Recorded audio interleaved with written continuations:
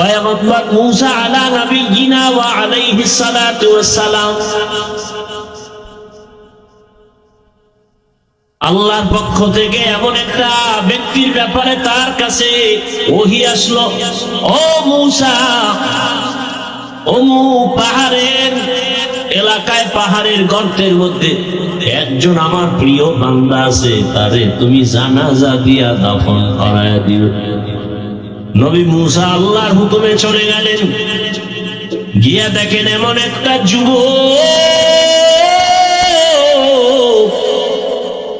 যেই যুবকের কয়েকদিন আগে এলাকার মানুষ তাড়ায় দিছে এত বড় অন্যায় করার কারণে। আল্লাহ কয় আমার প্রিয় বান্দা, অথচ এই যুবকের এলাকা ছাড়া করা হয়েছে অপরাধ, এমন কোন অপরাধ নাই, করে নাই। মুসা নবীকে আল্লাহ এই যুবকের এলাকার মানুষ অতিষ্ঠ হয়ে তাড়ায় দিল, অন্যায় করেছে, পাপের কাজ করেছে, এলাকার সবাই তারে পছন্দ করে না, আর আপনি বললেন আপনার পছন্দের গোলাম। আল্লাহ বলেন, হে মূসা, তুমি কি জানো না আমার এক নাম হলো রহমান, আমার এক নাম রহিম, আমার এক নাম গফফার।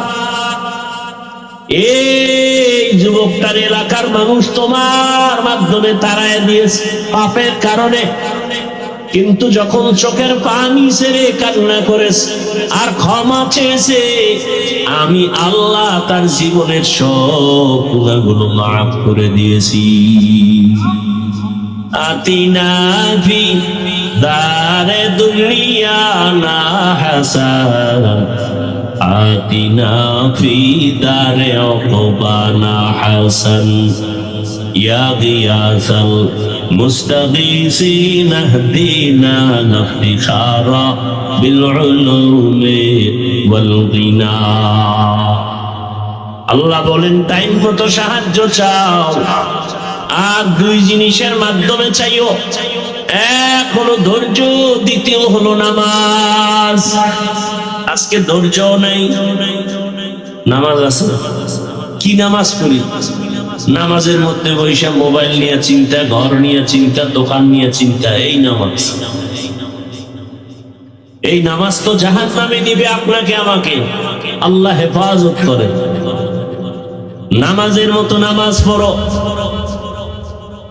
গুনাহ ছেড়ে দাও, আল্লাহর সাহায্য ও দয়ার মালিক যেইভাবে নামাজ আদায় করলে আপনি খুশি হবেন, ওইভাবে নবীর তরিকা নামাজ আদায়ের তৌফিক দান করেন।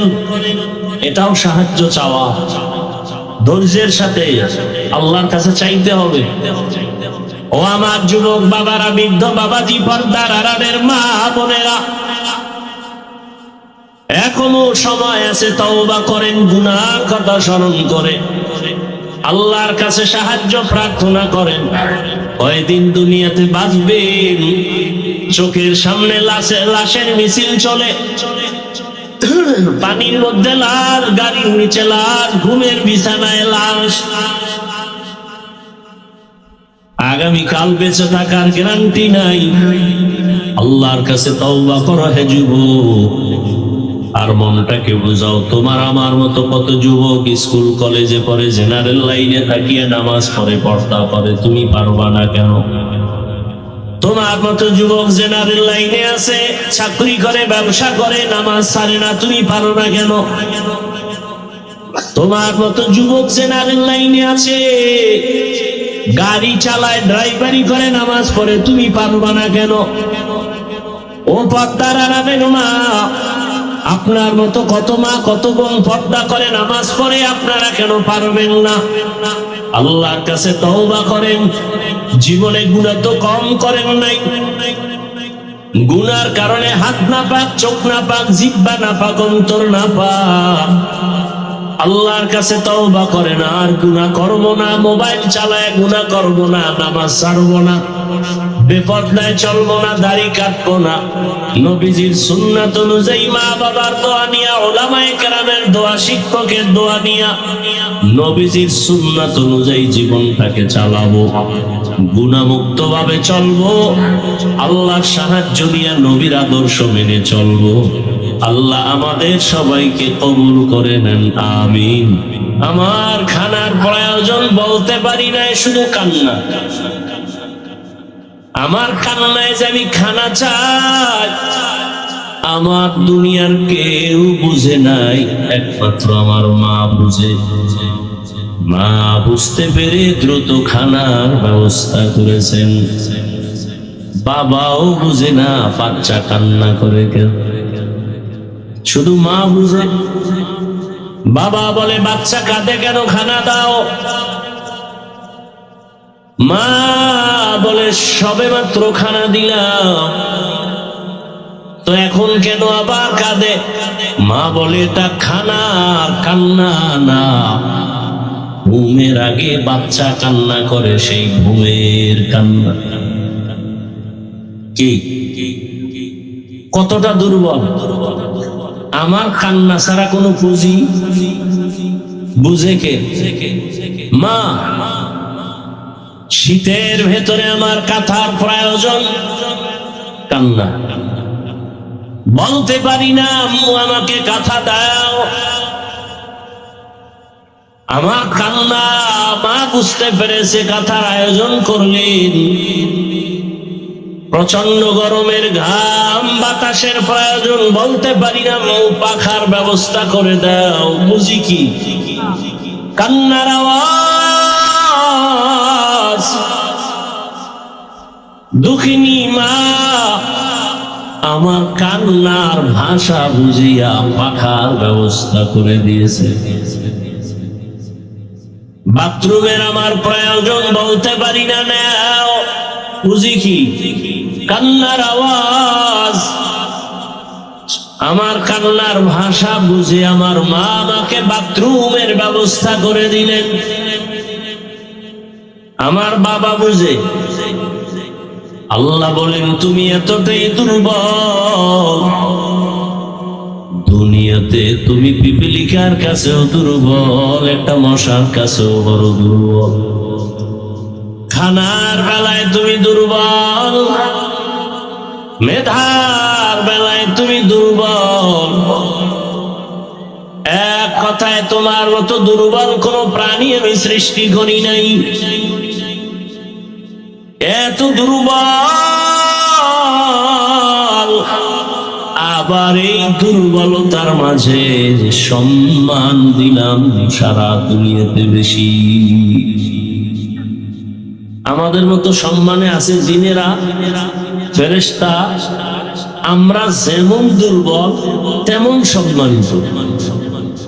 ওয়ালাকাদ কাররামনা বানি আদম وحملناهم في البر والبحر ورزقناهم من الطيبات وفضلناهم على كثير ممن خلقنا تفضيلا।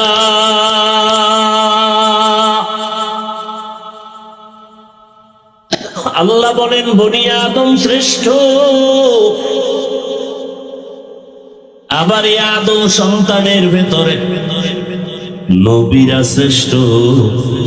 সব নবী রাসূলদের মধ্যে রাহমাতুল লিল আলামিন হলেন শ্রেষ্ঠ।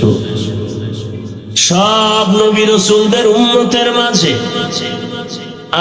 আখিরি পয়গম্বর রহমতের নবীর উম্মত আমরা শ্রেষ্ঠ।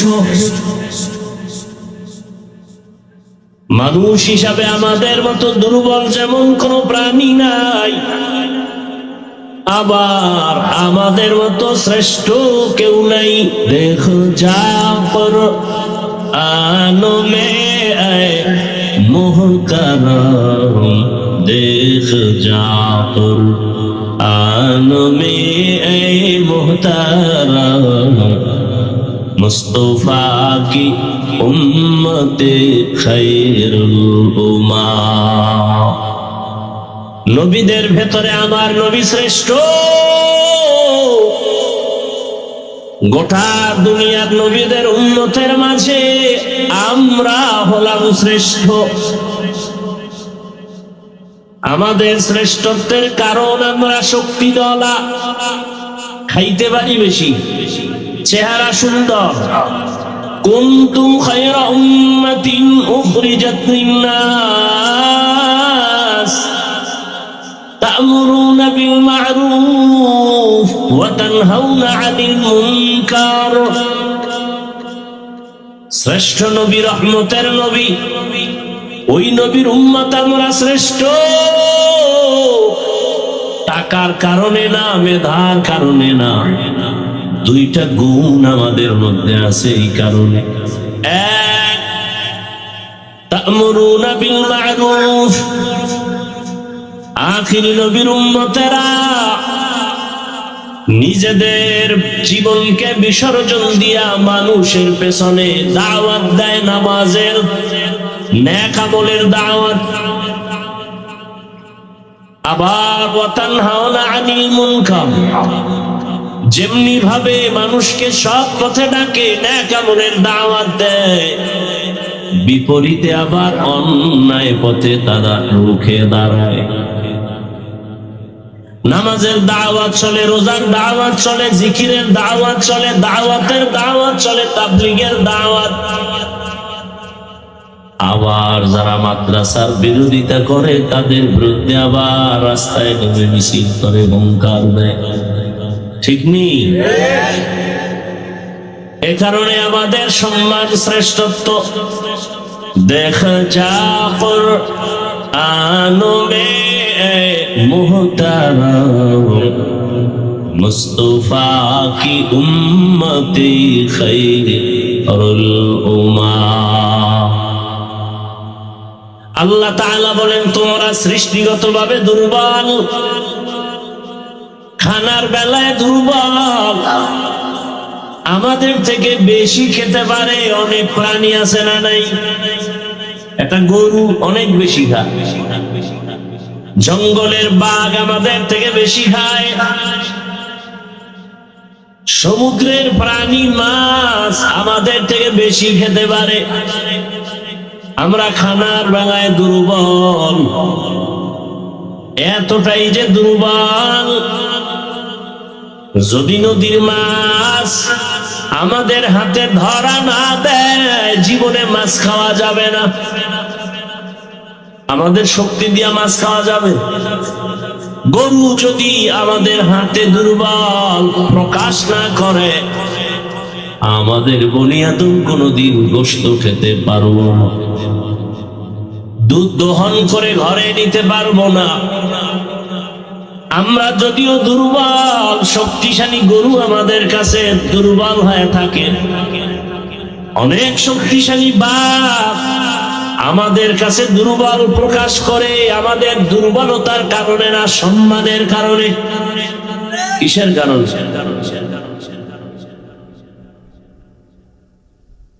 আমাদের কাছে দুনিয়ার সব শক্তিওয়ালা, কিন্তু এরপর আমাদের কাছে দুর্বল কেন? গরু দুর্বল কেন? মশা ঘুমের মধ্যে যদি কানে ঢুকে উপায় আছে, কিন্তু দুর্বল। আমাদের শক্তি বেশি এই কারণে না সম্মান? আল্লাহ বলেন, এত সম্মান দিলাম হে মানুষ, তোমাদের মতো শ্রেষ্ঠ দামি কোন প্রাণী বানাই নাই। আমি দুনিয়াতে চলার জন্য রাস্তা দিছি, রাস্তায় কুকুর চলে, সাপ চলে, ওর রাস্তা আলাদা। একটা পিপিলিকা চলে, ওদের রাস্তা আছে না নেই? শূন্যের মধ্যে বিমান চলে, তারও আলাদা রাস্তা। হেলিকপ্টার চলে, আলাদা রাস্তা। স্টিমার চলে, আলাদা পথ। সাপ চলার পথ আলাদা, বাঘ চলার পথ আলাদা। কিন্তু সবার থেকে দামি সুন্দর চলার পথ হলো মানুষের জন্য আমি বানিয়েছি। নদীর মধ্যে প্রাণী মাছকে আমি খানা দেই, জঙ্গলের প্রাণীর খানাও আমি দেই, উড়ন্ত পাখির খানাও আমি দেই। তবে আমি আল্লাহ মানুষের যেই খানা দেই, এমন পিওর খানা কাউকে দেই না। গর্তাওয়াতুল মিকুনিহার সুবহ শাহ, গর্তাওয়াতুল میکنی هر صبح و شام میرساند رزق تو از لاقام আল্লাহ বলেন তোমাদের এই দুর্বল অবস্থায় যদি জান্নাতের পথে আগাতে চাও, শান্তির পথে আগাইতে চাও, সাহায্য লাগবে, অন্যের না হয় পারবা না। কারণ তোমার ডানে দুশমন, বামে দুশমন, সামনে পেছনে দুশমন। একদল দুশমনকে দেখা যায়, আরো বহু দুশমন আছে দেখা যায় না, ধরাও যায় না। মানুষ দুশমন এটা দেখা যায়, ধরা যায়। আগুনের সৃষ্টি জিন দুশমন, শয়তান দুশমন, ধরাও যায় না, দেখাও যায় না। নফস শয়তানও ধরা যায় না, দেখা যায় না। জিন শয়তান আছে, জিনের মধ্যে আছে না নাই? বলেন না, বহু দুশমন আছে, দেখাও যায় না, ধরাও যায় না। আবার দুনিয়াতে চলার পথে আমার বাধা, চতুর্মুখী দুর্বলতার মাঝে অন্যের সাহায্য নেও, না হয় চলা যাবে না। আল্লাহ তাআলা বলেন সাহায্য যদি নিতে হয়, যার মধ্যে কোনো অভাব নাই তার কাছ থেকে নেও, যার ভেতরে স্বার্থ নাই তার কাছ থেকে সাহায্য চাও, চাইলেই পাইবা। দুনিয়াতে যত টাকাওয়ালা দেখি তার অভাব তত বেশি, দুনিয়াতে যত সম্পদওয়ালা আছে সবাই হলো স্বার্থপর। বাড়ি একটা নাই, টিনের ঘর, হ্যাঁ হয় না, বলে বিল্ডিং দরকার, হইছে বিল্ডিং, বলে আরো দরকার। এক বাড়ি, দুই বাড়ি, পাঁচটা বাড়ি আছে, হবে না, বলে কানাডায় বাড়ি লাগবে, সিঙ্গাপুরে বাড়ি করতে হবে। তাহলে দুনিয়াতে যত সম্পদওয়ালা সবাই অভাবী, সবাই স্বার্থপর। একজনই পাওয়া যাবে যার অভাব নাই, তিনি কে? আরো আস্তে করে বলেন, ইয়া আইয়ুহান নাস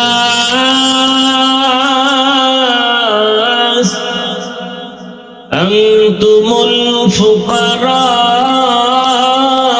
ইলাল্লাহ ওয়াল্লাহু হুয়াল গানিয়্যুল হামিদ।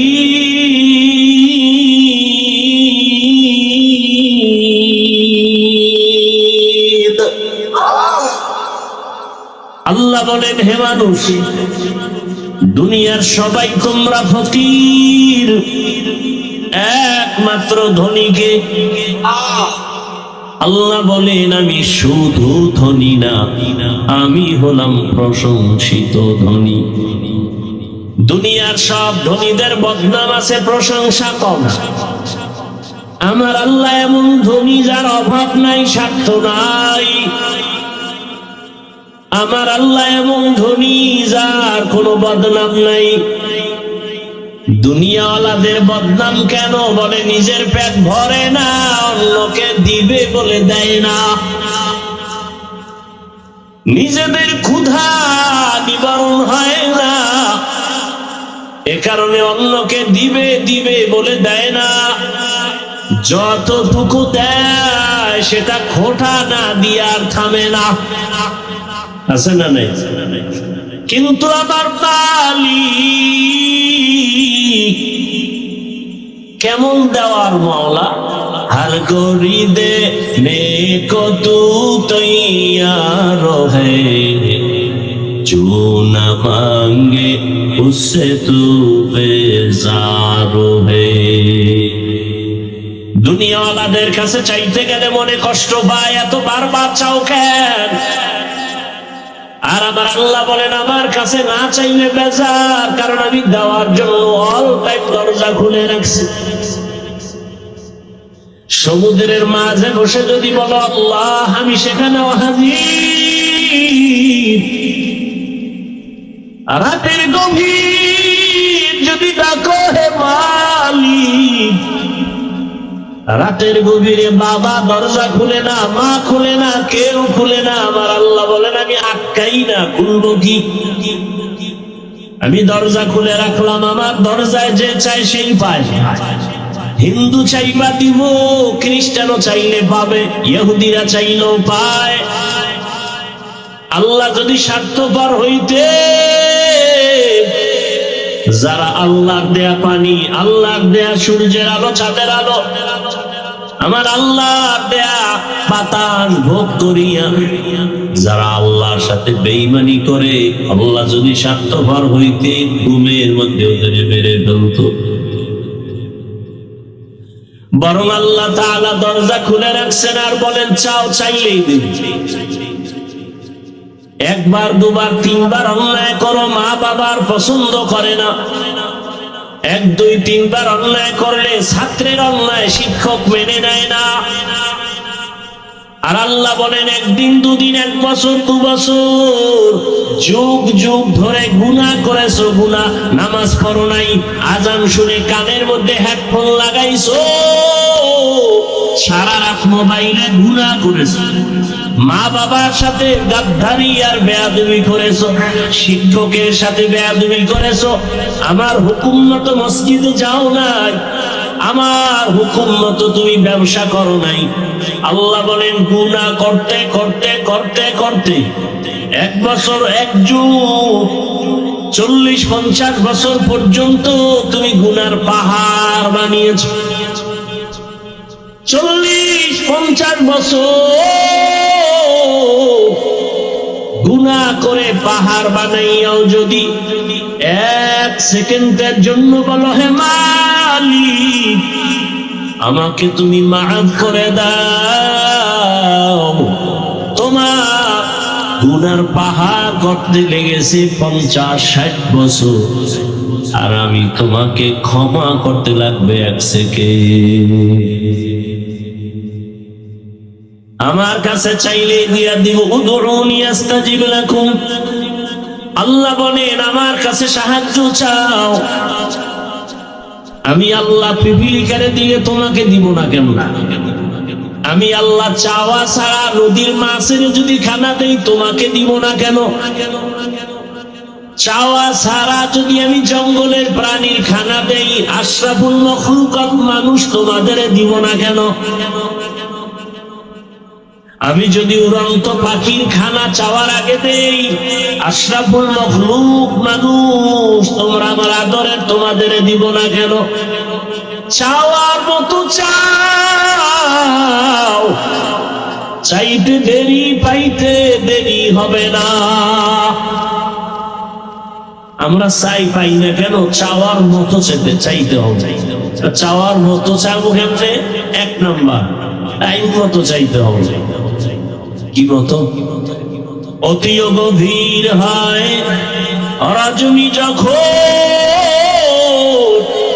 নীরবে প্রভুর নাম জপিও তখন, প্রভুর করুণা যদি পাইবারে চাও, গভীর রাতে উঠে প্রভুর গুণগান গাও।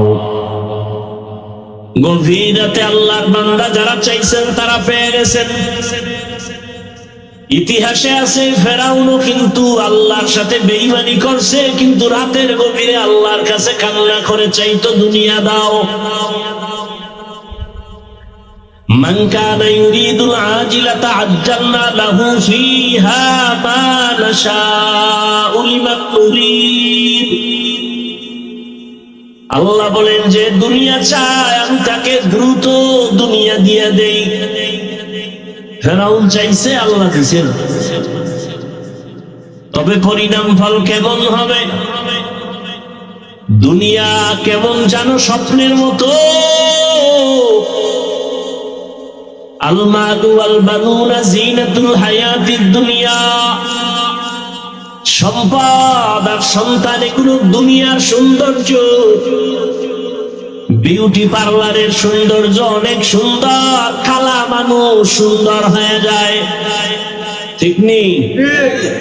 গ্যারান্টি কয় বছর? কথা কম না কেন? একটু পানি লাগবে, শেষ। দুনিয়ার বাড়ি গাড়ি সব দেখতেছো, এমপি সাহেব চলে সামনে পেছনে, প্রটোকল, বাঁশির আওয়াজ, রেড সিগন্যাল চলে, রাস্তা ফাঁকা, র‍্যাব সেলিউট দেয়, পুলিশ সেলিউট দেয়, কেমন যেন স্বপ্নের মতো সব ধূলিসাৎ হয়ে গেল। কি বিউটি পার্লারের সৌন্দর্যের যেমন কোনো গ্যারান্টি নাই, দুনিয়ার রং তামাশা দেখো, এগুলোর কোনো গ্যারান্টি নাই। চোখ বন্ধ হয়ে গেলে বাড়ি নাই, টাকা নাই, কেউ নাই, কেউ নাই, কেউ নাই। আমার গায়ের জামাটাও বেলেট দিয়া কেটে খুলে রাখবে, শেষ সব। এখন আমি একা, এতদিন আমার ডানে বামে সামনে পেছনে সব আছে, এখন আর কেউ নেই, কেউ নাই। আমার আপন রক্তের সন্তানটাও বলে, বাবারে তাড়াতাড়ি বের করে ঘর থেকে জানাজা দিয়ে বিদায় করে দাও। আরে মরার আগেই তো নাই। অসুস্থ হয়ে গেলে আর ছেলে ভালো জানে না, মেয়েরা ভালো জানে না, এত অসুস্থ মরে না কেন? কিসের পেছনে দৌড়াই? যার পেছনে দৌড়াই এরাই আমার দুশমন। বাল তুসিরুনাল হায়াতাদ দুনিয়া ওয়াল আখিরাতু খায়রু ওয়া আবকা। দুনিয়াটা কিছুই নাই, তুলনায় আখিরাত অনেক দামি। আল্লাহ তাআলা বলেন, বান্দা আমার কাছে সাহায্য চাও, গভীর রাতে উঠে একবার ডাক দাও, আল্লাহ দরজা খুলে দিবে। আল্লাহর আদালতে চাওয়ার মতো চাইছে, আল্লাহ মাফ করেছেন। পয়গম্বর মূসা আলা নবিয়িনা ওয়া আলাইহিস সালাতু ওয়াস সালাম, আল্লাহর পক্ষ থেকে এমন একটা ব্যক্তির ব্যাপারে তার কাছে ওহী আসলো, ও মূসা, পাহাড়ের এলাকায়, পাহাড়ের গর্তের মধ্যে একজন আমার প্রিয় বান্দা আছে, তারে তুমি জানাজা দিয়া দাফন করায় দিও। নবী মূসা আল্লাহর হুকুমে চলে গেলেন, গিয়া দেখেন এমন একটা যুবক, যেই যুবকের কয়েকদিন আগে এলাকার মানুষ তাড়ায় দিছে এত বড় অন্যায় করার কারণে। আল্লাহ কয়, আমার প্রিয় বান্দা, অথচ এই যুবকের এলাকা ছাড়া করা হয়েছে অপরাধ, এমন কোন অপরাধ নাই, করে নাই।